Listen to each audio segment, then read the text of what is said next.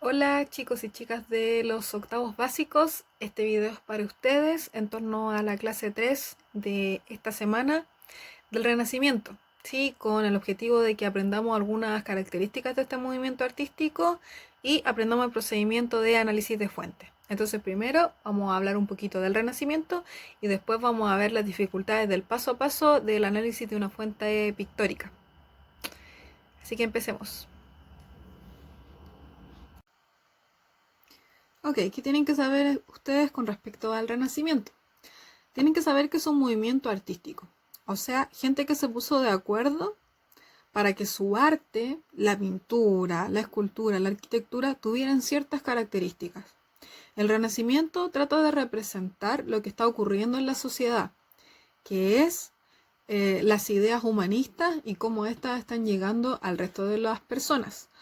Por lo tanto, el Renacimiento es una representación de lo que están haciendo también en el mundo intelectual personas como Da Vinci, Tomás Moro, todos aquellos que tuvieron que investigar o mencionar en el humanismo. Entonces, ¿qué es lo que tiene que saber? El Renacimiento es un movimiento artístico que tenía por objetivo inspirarse o traer nuevamente al presente las obras de la intelectualidad de la antigüedad clásica, y estas se expresaron en distintas formas, como a la pintura, la escultura y la arquitectura principalmente. Su origen es Italia y los principales siglos de su existencia son el XV y el XVI.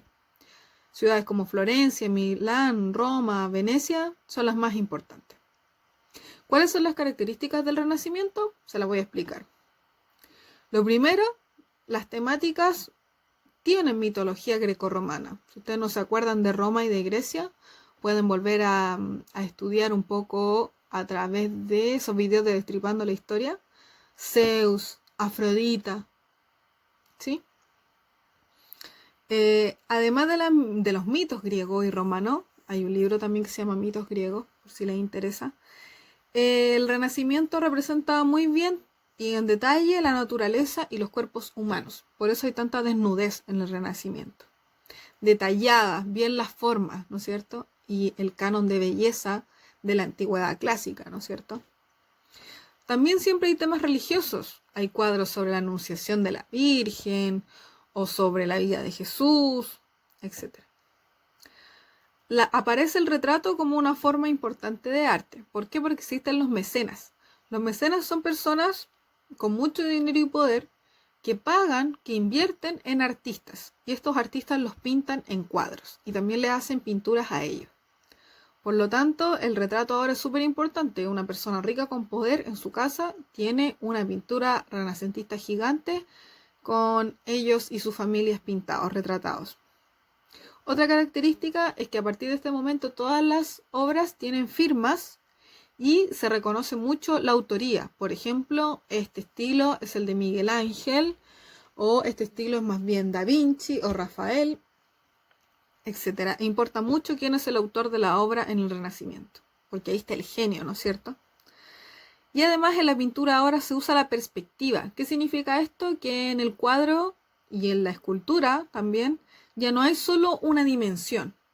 No es solo lo que ocurre en primer plano, en la primera parte de la pintura, sino que también hay un fondo, hay un luz y sombra, ¿sí? Puede haber un retrato, pero en el fondo hay una muralla y hay otros detalles. Eso se ocupa mucho en el Renacimiento. Bueno, chicos, esas son las características principales. No se olviden que el estilo tiene que ver mucho con lo greco-romano y que además su origen es en Italia, pero después se va traspasando al resto del mundo, y en Alemania hay muy buenos exponentes también. Tienen que leer los ejemplos de acá abajo, chiquillos, para que entiendan. Por ejemplo, el primero es un retrato de un burgués, ¿no es cierto?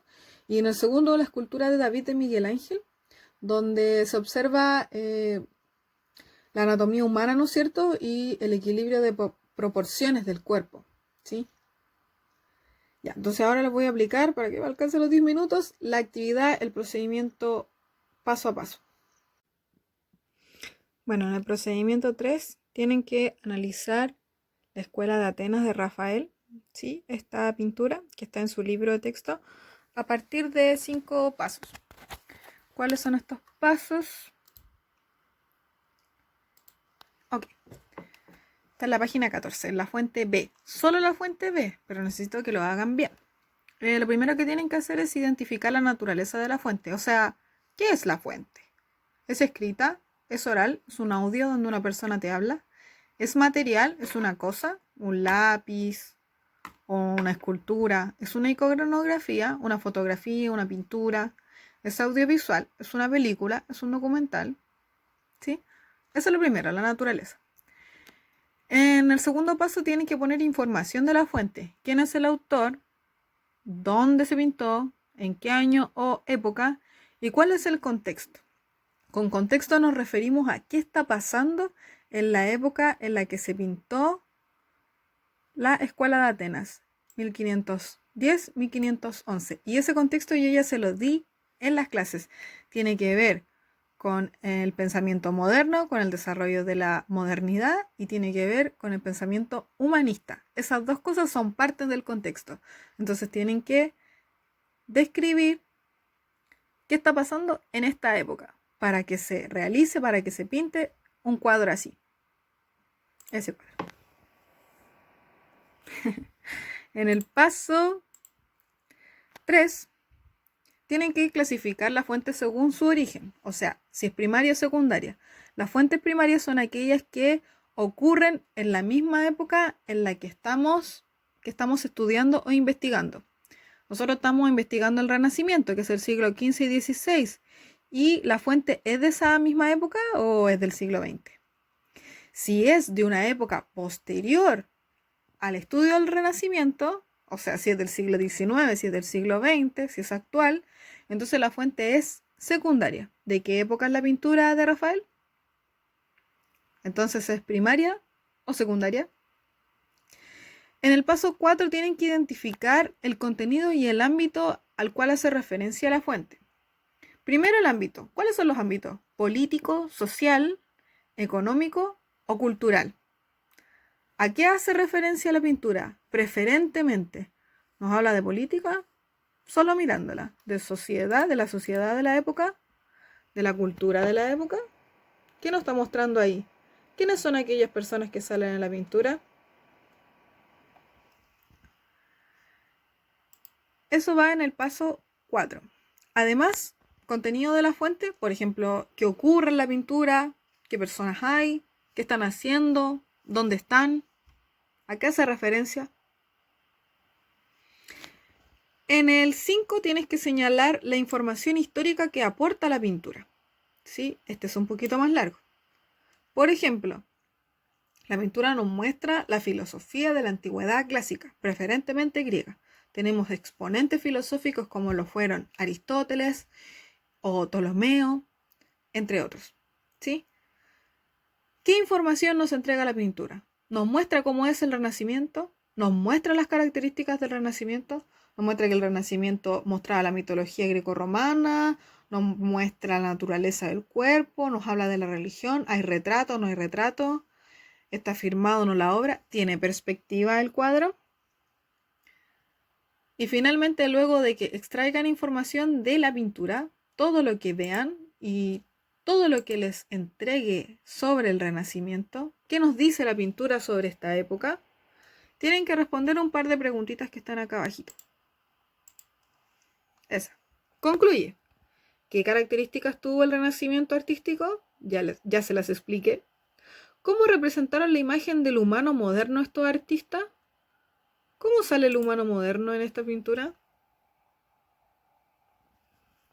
Ya, chiquillo, entonces lo que usted tiene que hacer es mandarme una fotito con los pasos a paso en su cuaderno. Yo las voy a leer y les voy a retroalimentar cómo están los pasos, si están todos bien, si hay alguno en el que fallaron y los vamos a tratar de corregir. ¿Ok? Eso, muchos besitos, cuídense. Cualquier duda a mi mail. Vamos a seguir esta semana con esto para seguir aclarando dudas y retroalimentar la actividad.